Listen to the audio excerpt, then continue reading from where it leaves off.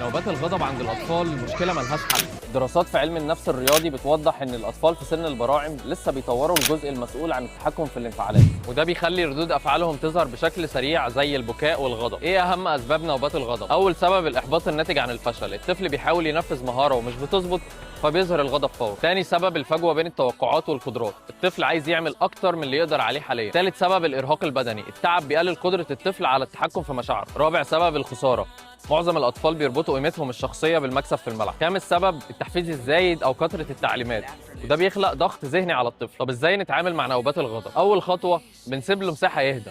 الهدوء بيساعد الجهاز العصبي يرجع لطبيعته. تاني خطوة الاعتراف بمشاعر الطفل، زي أنا شايفك متضايق، ده بيساعده يفهم إحساسه. ثالث خطوة التركيز على المحاولة مش النتيجة، لأن التركيز على المحاولة بيقلل الإحباط. رابع خطوة تقسيم المهارات لخطوات أصغر، وده بيقلل فرص الفشل المتكررة.